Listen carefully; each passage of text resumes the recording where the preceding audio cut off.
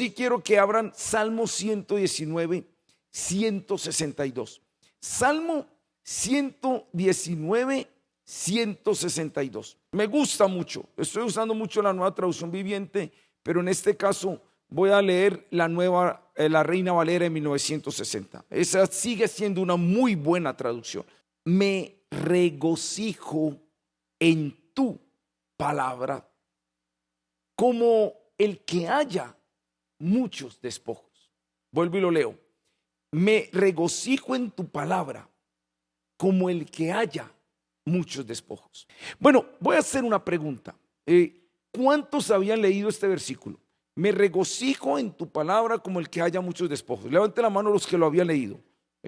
Bueno, veo que algunos, la mayoría, en realidad sí lo habían leído, pero no se habían detenido a pensar en esto.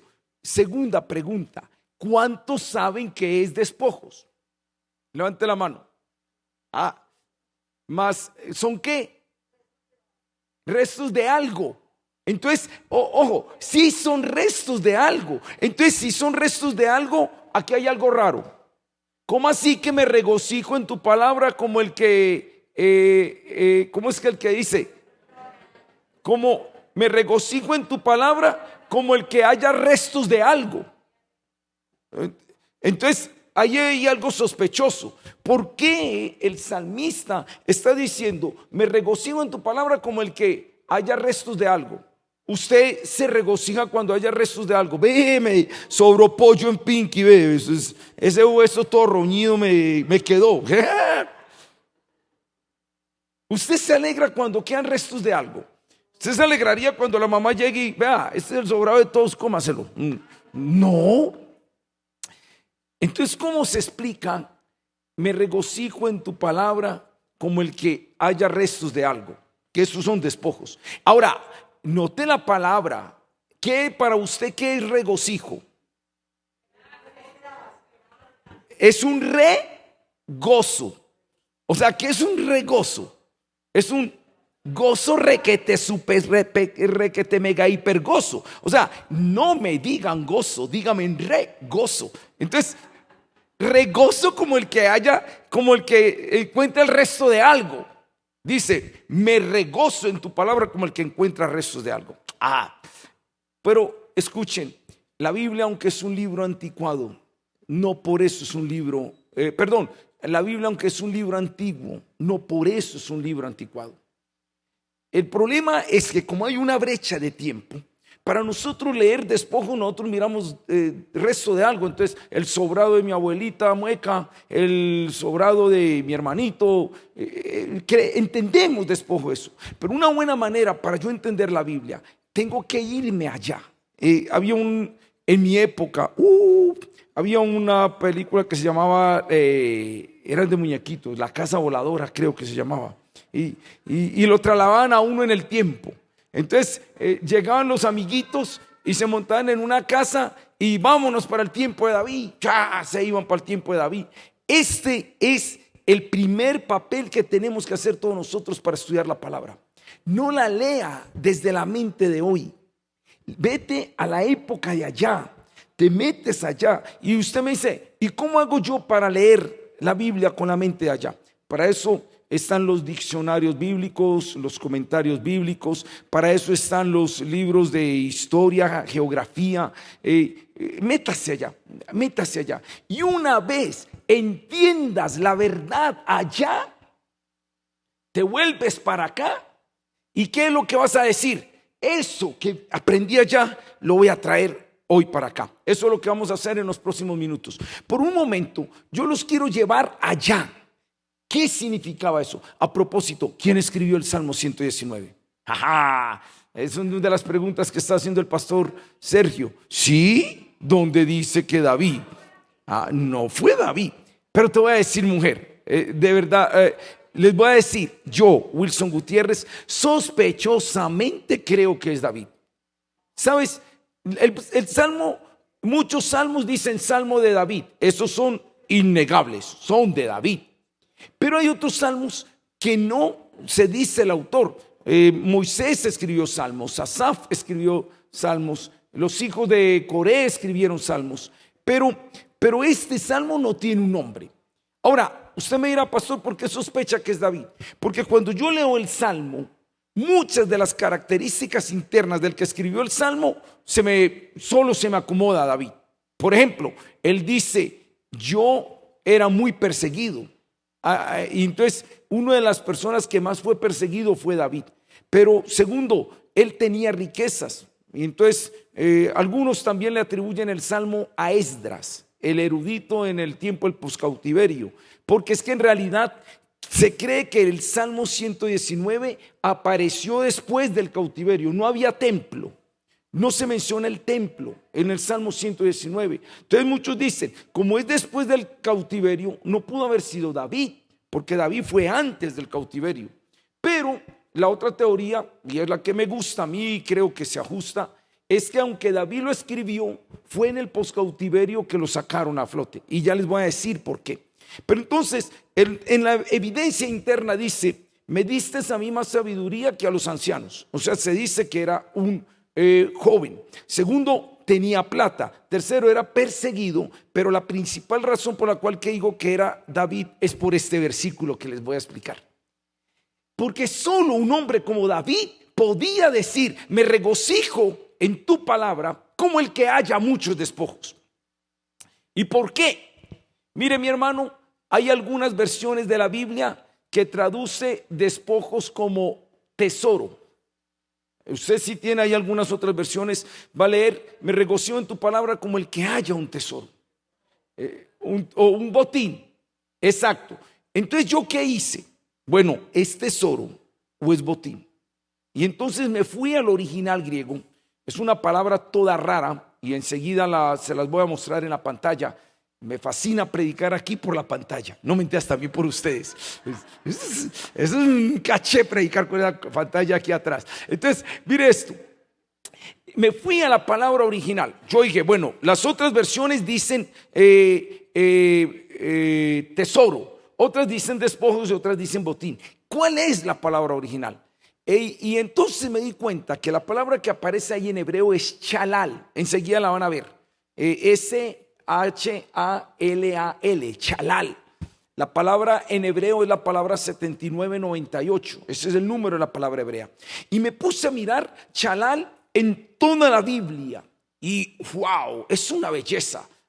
Si usted está interesado en darle todas las citas donde está chalal, me puede escribir en el ¿en donde? Yo no sé. Escríbame en mi canal en Pregonero o si tienen el WhatsApp, yo les mando el estudio en Word.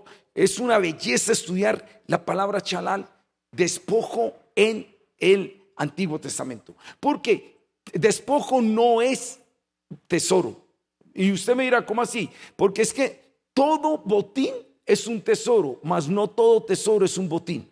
Se lo voy a explicar. Yo puedo irme a la isla del pirata Morgan y veo una X y me encuentro un tesoro. ¡Wow! Eso, me encontré un tesoro, pero eso no es un chalal. ¿Por qué? Porque aquí me lo encontré. Cuando la palabra chalal se menciona en la Biblia, no es un tesoro que yo me encontré, sino es un botín que yo arrebaté. Esa es la palabra chalal. Y entonces yo estaba pensando, ¿qué imagen le pongo? Porque me he propuesto casi que predicar con una sola imagen. Antes, los que me conocían, yo sacaba una presentación de 45 diapositivas. Uy, sí, era así, exagerado. 45 diapositivas hay. Bueno, ya quiero acumular las 45 diapositivas en una sola imagen.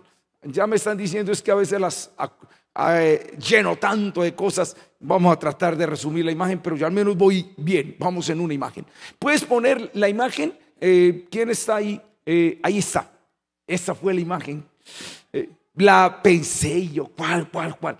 Si usted es cinéfilo, ¿sabe a qué imagen estoy acudiendo aquí? Al menos, ¿a qué imagen estoy evocando? La película 300. Sanguinaria hasta que ya, no, es una película muy pesada visualmente. Vuelan cabezas, sacan ojos, manos. No, eso uno se la ve y dice, cuidado que ahí viene una mano. No, eso es.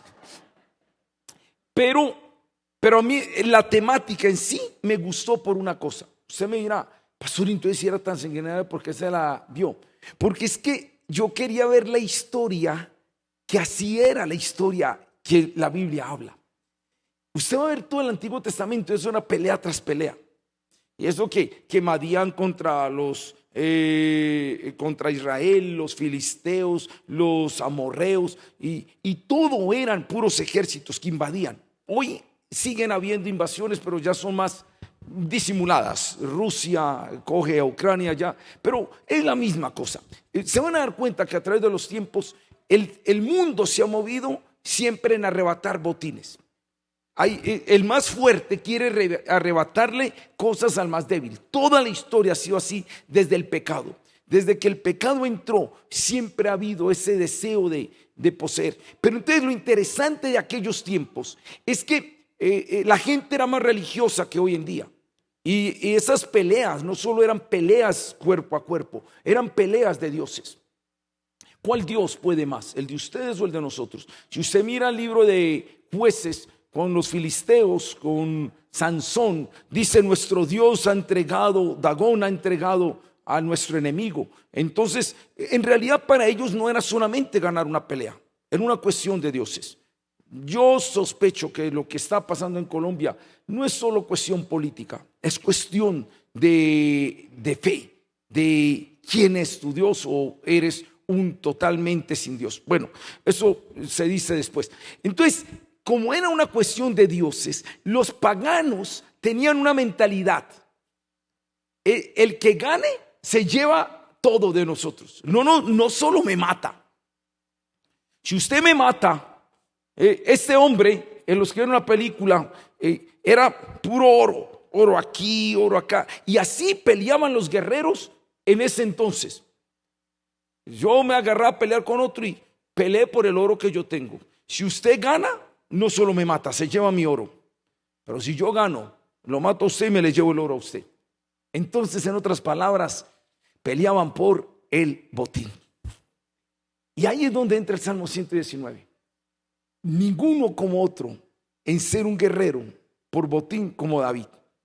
Ustedes saben que David comenzó a pelear en el capítulo 17 de Samuel. Y él peleó por el celo de Dios. Él dijo: ¿quién es este filisteo incircunciso que reta a los escuadrones del Dios viviente? Pelea entre dioses. Pero algo más le pasó a David cuando mató a Goliat. No solo mató a Goliat, ¿qué pasó? ¿Cuál fue el botín de David? La hija de Saúl, la exoneración de impuestos. O sea, ahí David empezó a tener botín por la guerra. Usted va a ver muchas citas. Si usted me escribe, yo le mando este estudio de las 77 veces que aparece la palabra chalal. Ahí está, las 79-98 chalal. Y este cuadrito que ven aquí, estos son los 5 géneros de la Biblia que hay. El naranjado son los libros históricos, el amarillo los libros proféticos, este otro gris son los libros poéticos, y esta es la Torá. Y es interesante que chalal se ve mucho en los libros históricos. O sea, la historia de Israel se mueve en un chalal. ¿Sabe qué significa? Te quito el botín o me lo quitas. Así de sencillo. Esa fue toda la historia de Israel. O me ganas o te gano. Y si me ganas, yo te quito todas tus riquezas. Pero si yo te gano, si me ganas me quitas todas las riquezas. Pero si yo te gano, te quito todas las riquezas. Ese eran los despojos. No eran sobras de pollo, no eran sobras de arroz. Eran el sobradito de los vencidos en la batalla. ¿Y qué eran? Cosas de oro, diadema, coronas. Usted va a ver en la Biblia, en una sola pelea, David le quitó una corona a un rey que pesaba 37 kilos de oro en una sola pelea. ¿Sabe qué es 37 kilos de oro? Multiplíqueme. ¿Cómo está el gramo de oro? A ver, aquí no veo como ningún comerciante de oro por aquí, pero bueno. Busque en internet. ¿Cómo? 220,000 pesos el gramo. Imagínate, el gramo multiplica 37,000 gramos por 220,000 en una sola pelea. David tuvo eso. Usted se va a dar cuenta que el tabernáculo David dio oro de su tesoro personal. ¿Dónde consiguió David ese oro? De los chalal, de los despojos que él tenía. El templo fue construido con los despojos que arrebataron a los enemigos. Ese chalal es interesante. Le decía a mi esposa, mujer virtuosa, dice que su ganancia, una de las características de la mujer virtuosa es que tiene ganancia, da ganancia a su tiempo. Pero la palabra ganancia allí es chalal. Y entonces significa que la mujer virtuosa no era solo una comerciante, era una guerrera que arrebataba botines. Chicos, eso es lo que hoy les quiero decir. Que tengan mentalidad de guerreros que arrebatan el botín. Y según el Salmo 119, ¿dónde está el botín? Dime, ¿dónde está el botín? ¿Dónde está ese botín? En la palabra. Según la comparación que él está haciendo, David está diciendo, me regocijo en tu palabra como el que arrebata muchos despojos. O sea, en otras palabras, yo que fui guerrero y yo que sé que es despojar a un enemigo, y yo lo que sé que es coger una manilla de oro, una corona de oro, una cadena de oro, eso para mí era una alegría. Así se vuelve la palabra para mí. La palabra para mí es como un botín que arrebato, otro botín que arrebato, un botín que gano. Y la palabra de Dios se volvió eso. Ahora, escucha, casi todos los teólogos, y es verdad, el Salmo 119 fue escrito cuando ya no había templo. Porque para Israel el centro era el tabernáculo o el templo. Pero cuando vino el cautiverio les destruyeron el templo. Y al destruirles el templo, les destruyeron no solo el templo, sino el sistema litúrgico del templo. Y les destruyeron los sacerdotes. Entonces el pueblo quedó, ¿y ahora qué? No hay templo, no hay sacerdotes, no hay sacrificios. Ahí es donde se escribe el Salmo 119. Ahí es donde, en la teoría que yo digo, y no es solo mía, David, sacan lo que hizo David y lo ponen para esa generación que ya no tenía templo, que no tenía sacerdote, que no tenía liturgia. Pero entonces sacan el Salmo 119 para decir, pero tienen la palabra. Ahí tienen la palabra. Es más, el Salmo, solo hay 3 salmos en la Biblia, pero el único en su género es el Salmo 119, que utilizan el acróstico. Para los que no saben, un acróstico es, se coge como una palabra aquí en vertical y a cada letra se le asigna algo. Eso es. Entonces yo pongo, por favor, yo tengo en mi canal El Pregonero, Wilson Gutiérrez El Pregonero, hay 2 predicaciones que tengo del Salmo 119. Vaya allá y ahí le explico todo bien lo del acróstico y todo, cómo se forma el acróstico y por qué se forma el acróstico. En especial el acróstico se forma es para que lo puedan memorizar bien. ¿Sabe qué hizo David en mi teoría con el Salmo 119? Forma un acróstico con el abecedario. Aleph, Bet, Gimel, Dalet. Empieza letra por letra el abecedario hebreo, que son 22. Y a cada letra le pone 8 versículos. Son 8, por cada letra 8. Si usted multiplica 8 por 22 le da 176, que son los versículos del Salmo 119. ¿Sabe qué estaba haciendo el autor? Grábense la palabra, amen la palabra, memoricen la palabra. El acróstico con el abecedario. Un abecedario es la esencia y una cultura. Imagínate que llegara un aparato ahora y que a todos nos borrara el abecedario. ¿Sabe cómo quedamos nosotros? Niños de meses que no sabemos nada porque nos borran el abecedario. El abecedario construye nuestro mundo, nuestra cosmovisión, nuestras ideas. ¿Sabes qué hizo David? Que la palabra sea tu mundo. Que la palabra sean tus ideas, que la palabra sean tus argumentos, que la palabra sea tu mente, que la palabra sea tu abecedario. Salmo 119, 22 letras. Cada letra se da un elogio al testimonio de Jehová, a la ley de Jehová, a los mandamientos de Jehová. Y es una belleza estudiar el Salmo 119. Ahí, por favor, vayan y miren más sobre esto. Y en estos 176 versículos es donde hay uno que dice: me regocijo en tu palabra como el que haya muchos despojos. Ya le dije la mitad de la enseñanza. le voy a decir la otra mitad para llegar a la idea que quiero. ¿Sabes? ¿Quieres coger? ¿Qué era entonces el botín, el despojo? Primera B, tenía un valor. El despojo no era una sobra. El despojo era valioso. Había oro, había plata, había piedras preciosas en el despojo. Y lo que dice David es esto: en la palabra hay un valor que vos no alcanzás a imaginarte. Por causa del tiempo no lo vamos a leer acá, pero el Salmo 119, les dejo una tarea. Acá una de esas B, búsquele un versículo del Salmo 119. Lo iba a hacer, pero no lo hice para que ustedes hicieran la tarea. Valor, en el Salmo 119, donde está el valor de la palabra. La otra, variedad, en el Salmo 119, donde vemos la variedad de la palabra. El vencer, donde en el Salmo 119 se ve. Solo el Salmo 119 está en las 8b.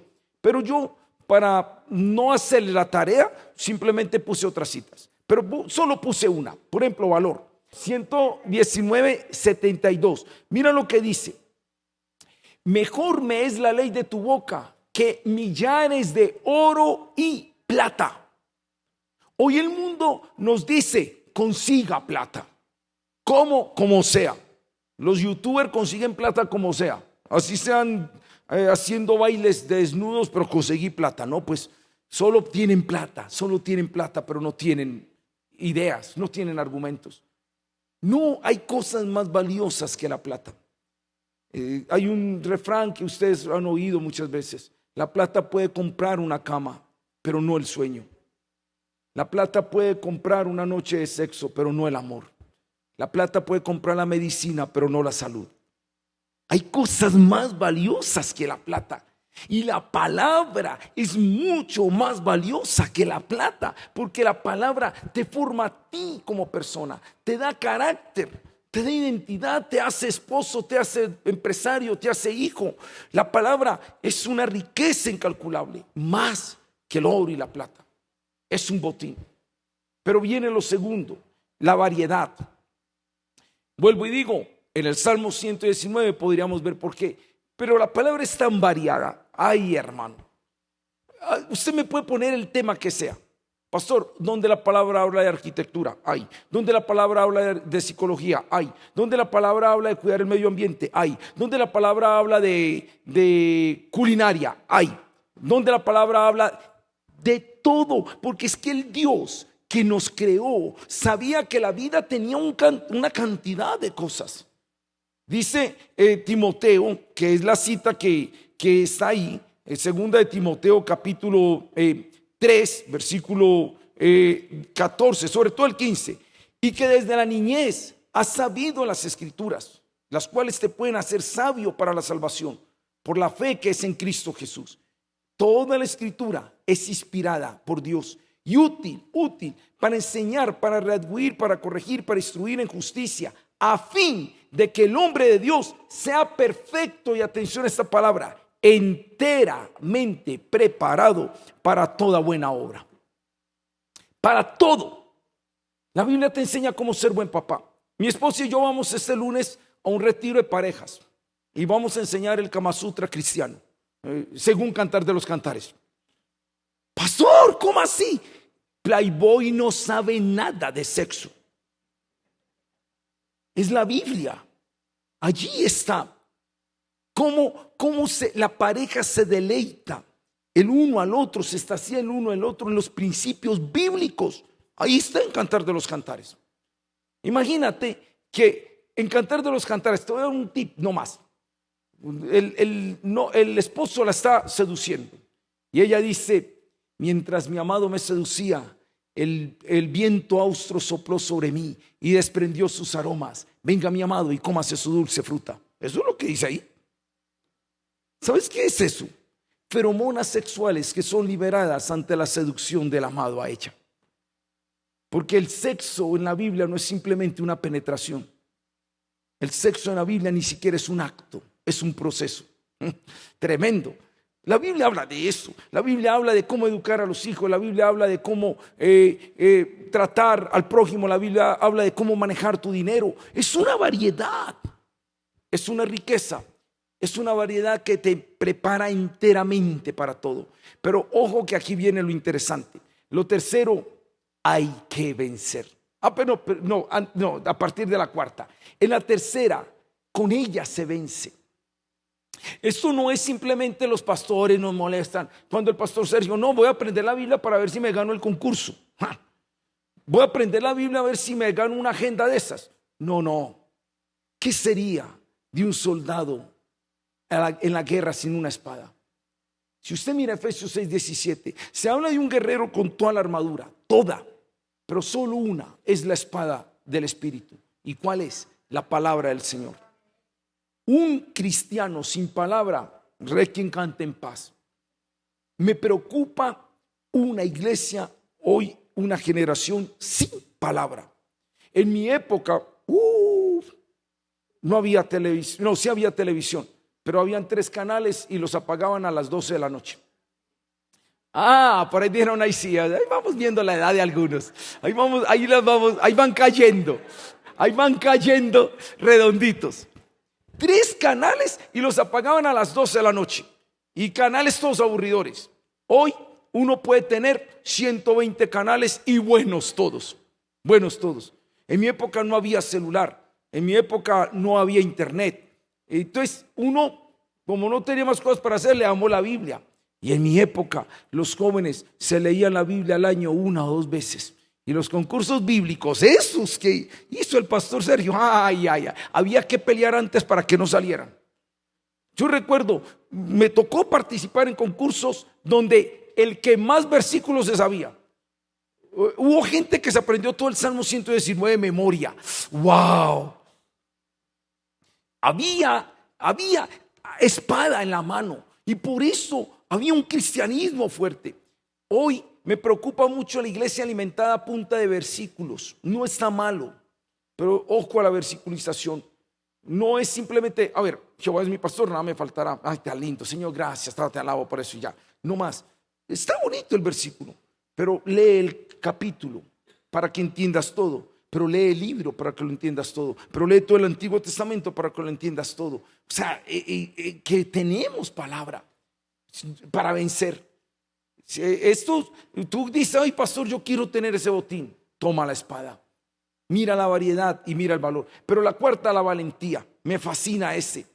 Apocalipsis es un libro donde nos dice los tiempos finales peligrosos, donde el enemigo va a venir con toda su rabia a destruir lo que se le atraviese. Dice que va a ser como un río, a llevarse todo lo que se lleve. Pero ¿sabes qué dice Apocalipsis 12:11? Y ellos le han vencido por medio de la sangre del Cordero y de la palabra del testimonio de ellos, y menospreciaron su vida hasta la muerte. Una de las cosas que va a caracterizar a los valientes de los últimos tiempos es que no van a negociar la palabra. La van a tener tan clavada en ellos. Mire, ¿cuál es la última noticia de Walt Disney?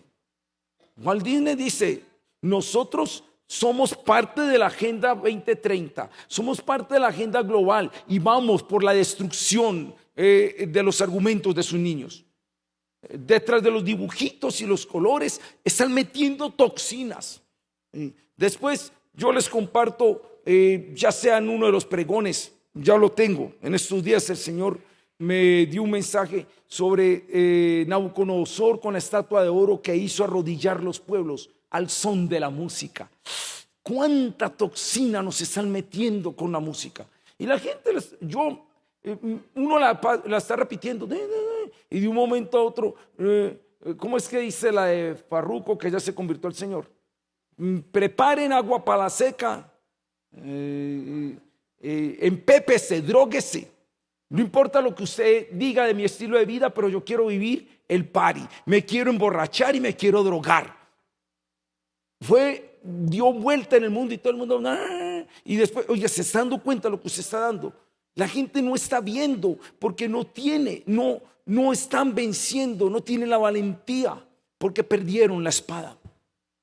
Esa valentía se requiere para el botín, se requiere esto. Lo otro, la vehemencia. Ahí mismo en 2 Timoteo, el apóstol Pablo le dice a Timoteo, pero persiste tú en lo que has aprendido y te persuadiste, sabiendo de quién has aprendido. Estas dos palabras, persiste y persuadiste, es metele ganas a esto. No se quita el botín a un guerrero sin persistencia. Hoy ya no tenemos que matar gigantes o no tenemos que matar madianitas. Hoy hay otros gigantes que tenemos que vencer. ¿Qué tal el sueño? ¿Qué tal la pereza? ¿Qué tal las distracciones? ¿Qué tal la superficialidad? ¿Qué tal el chisme de Facebook e Instagram? Hoy hay unos gigantes disimulados que también tenemos que matar para empezar a arrebatar el botín que hay en la palabra del Señor. Hoy tenemos que tomar decisiones para volver a ser una generación de la palabra. Y la vehemencia persiste en lo que has aprendido y de lo cual te has persuadido. ¿Sabes qué significa? Eso de que te has persuadido. Persiste y persuadiste. Mire, lea, estudie, memorice, aprenda, comparta, repita. Y eso es, aprende, persuádete y persiste. No es simplemente yo leí y ya. La Biblia no es para leerla. ¿Sabe qué pasa con la Biblia que se lee? Dice en la parábola del sembrador que con la palabra que se lee no se entiende qué hace el diablo. Llega y la quita. El diablo se ríe de los cristianos que solo leen la Biblia nomás. La Biblia hay que oírla, leerla, entenderla y aplicarla, es decir, profundizarla. Y el que profundiza da fruto al 30, al 60 y al 100 por uno. Es la parábola del sembrador, Mateo capítulo 3. ¿Qué clase de palabra? ¿Cuál es la vehemencia con la que estás estudiando la palabra? Vamos en el 5, 6, hasta me gusta. Por favor abran esta, ya estamos terminando. Por favor abran Isaías 48, 17 y 18. Es una de mis citas favoritas. Es una de mis citas favoritas. Mira lo que dice Isaías 47, 48, 17 y 18. Así ha dicho Jehová, Redentor tuyo, el Santo de Israel. Yo soy Jehová Dios tuyo, que te enseña provechosamente, que te encamina por el camino que debes seguir. Oh, si hubieras atendido a mis mandamientos, fuera entonces tu paz como un río y tu justicia como las ondas del mar. Dios dice, ¿quieres ver paz en tu vida? ¿Quieres ver en tu vida justicia? ¿Quieres ver que tu vida tenga el máximo potencial? Oye, mis mandamientos. Porque lo que yo te digo no es un viejito cansón enseñando la Biblia. Tienen que hacer eso porque si no se van para el infierno. No, no es por eso. Te conviene. ¿Quieres ver la victoria? Wow. Obedece la palabra del Señor. Por obedecer la palabra del Señor, tú puedes elegir un buen novio, una buena novia. Y posiblemente vas a tener un buen noviazgo. Y vas a terminar para un buen matrimonio. Y vas a tener unos buenos hijos. Y vas a poder tener unos buenos nietos. Y vas a poder tener una buena vejez. Y vas a terminar en una buena vida. Esa es la victoria de la palabra. Es el botín de la palabra. Pero necesitas tener la valentía, la victoria. Tienes que vencer. Tienes que luchar contra tantas cosas. No es de la noche a la mañana donde puedes obtener esos despojos. Tienes que empezar por amarle y regocijarte de una manera tal, de darle prioridad por encima de muchas cosas. Alguien dijo alguna vez, el tiempo que hemos dedicado a Facebook, a Instagram, a Twitter, será la evidencia en el cielo de que no leímos la Biblia por falta de tiempo. Imagínate eso. Hay una aplicación, yo no sé si usted la tiene, póngala para que yo lo mismo lo he hecho, la tengo en el celular y en el computador, que le mida a usted el tiempo de cuánto navega en redes. Le dice cuánto sacó usted en Instagram, le dice usted cuánto le dedicó a Facebook. Hay unas semanas donde, todo ese tiempo estuve ahí. Y entonces uno puede compararse dónde sacó más tiempo. A veces no es por falta de tiempo, es por falta de disposición. Y las últimas dos, la vocación. Esta me gusta también. Vaya a 2 Timoteo, capítulo 2, versículo 15. Y usted dirá, eso es solo para pastores, qué pena, pero yo veo que es para todos.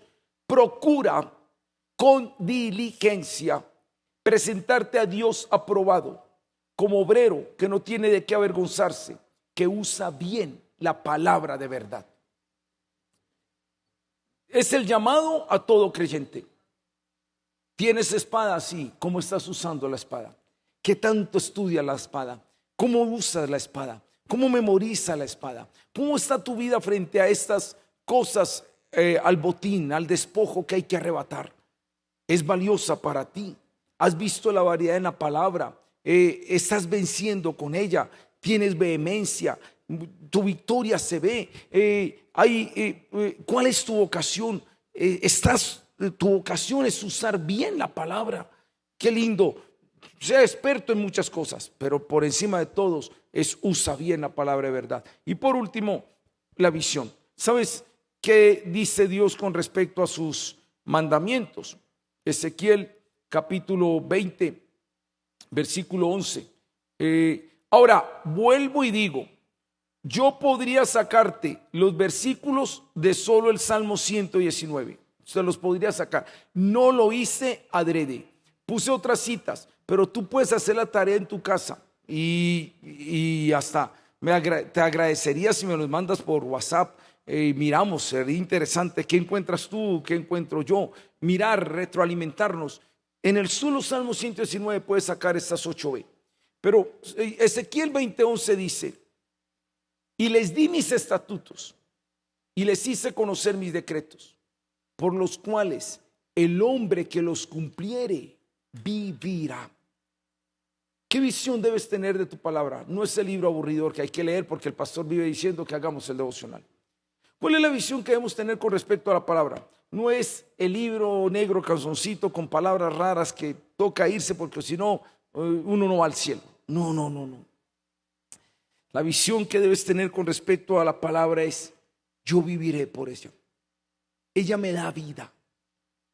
Es más importante que el pan físico. No solo de pan vivirá el hombre, sino de toda palabra que sale de la boca de Dios. También di una serie, no solo de pan vivirá el hombre, escrito está y escrito está también, ahí en el canal. Usted me dirá, ¿por qué lo promueve tanto? Vea, se lo aseguro, Dios sabe. La razón principal del canal era esto: que si algún día me moría, que quedaran todas las predicaciones ahí. Yo no quería morirme con lo que el Señor me ha dado aquí. Y yo, una de las satisfacciones, si el Señor me dijera parta ya a la presencia, ahí quedo, ahí les quedó un poquito de Wilson, y ahí quedó. Yo no sé quién, el que lo quiera ver, porque yo no quería. Yo decía: Señor, tengo tantas enseñanzas, tantos estudios, pero esto no es para mí, esto es para tu iglesia. Y este es un medio para que ustedes puedan tener estas herramientas. Cada pastor que se para aquí, cada ministro está dado para edificar a la iglesia. Cada mensaje, cada persona en su estilo, en su peculiaridad. Hay algunos que lo hacen con dibujitos. Cada uno tiene su estilo, pero la esencia es edificar al pueblo de Dios. ¿Cuál es la visión que tienes tú con respecto a la palabra? David dijo en el Salmo 119: no quiero que olviden la palabra, quiero que la amen. Y David, digo yo, en el caso de él dice: yo soy un guerrero que sé qué es la pelea. Yo soy un guerrero que sé qué es la valentía que se exige para arrebatar el botín. Yo soy un guerrero que sé cómo debo usar la espada si yo quiero arrebatar el despojo. Soy un guerrero que tengo la vehemencia, la victoria, tengo la visión clara cuál es mi objetivo. Y David dijo: pero lo que yo hacía con los guerreros y arrebataba el botín, me di cuenta que con la palabra es exactamente lo mismo. Es un regocijo para mí más que esos botines que yo encuentro. Pero el botín, para tenerlo, hay que tener un esfuerzo, hay que pelear, hay que tener una disciplina. Esto no es para cobardes, esto es para gente que se meta. Concluyo con esto: si usted es profesional, usted sabe los libros que se tuvo que leer para ser profesional. Se leyó mínimo 20 libros más gruesos que la Biblia. Usted, para ser profesional, le dedicó mínimo le dedicó 5 años para hacer una carrera. Pero usted sabe, para ser un profesional, ¿qué se requiere estudiar? Y yo recuerdo una escena que ocurrió en la vida real. Yo fui donde un médico, y cuando el médico me pregunta profesión, yo le digo pastor. Y él me mira, y entonces cuando me dice, vos debes estar tapado en la plata.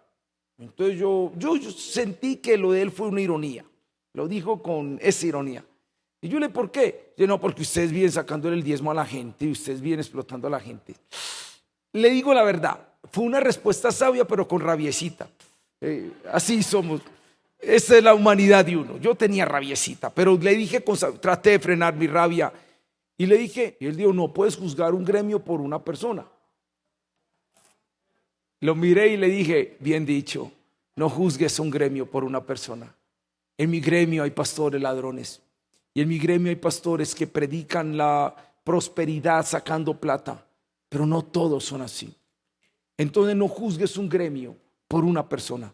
Él se tuvo que retractar de su afirmación.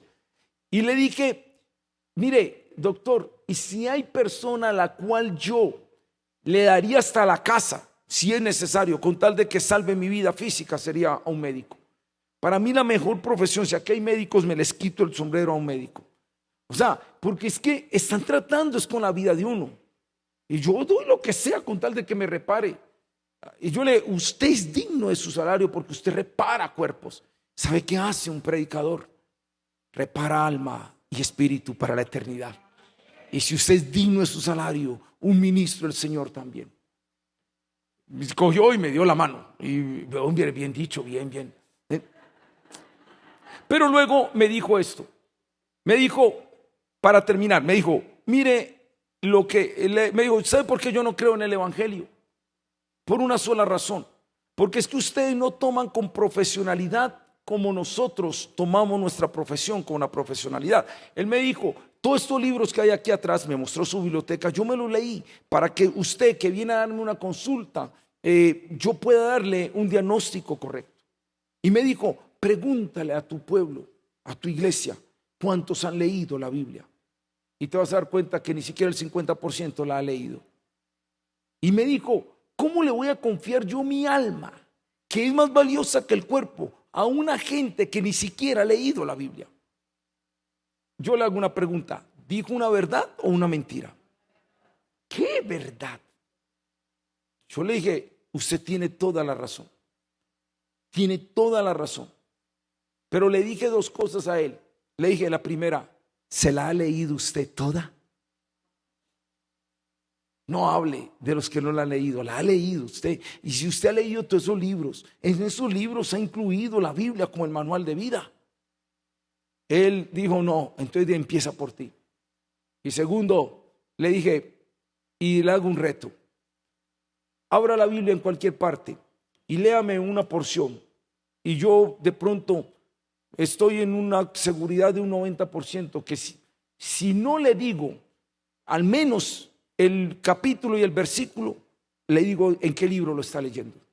Porque en el caso mío, la palabra es el manual de vida. Y llevo tantos años en el evangelio y la leo tantas veces al año y no me canso de leerlo, saco horas en leerla porque es mi manual. No juzgue a uno, no juzgue a un pueblo por uno. Empiece, únase a los que aman la palabra y van a ser un pueblo de la palabra. Juventud fuerte, regocíjate en la palabra como el que haya muchos despojos. No sé qué tiempos vengan para Colombia. No sé.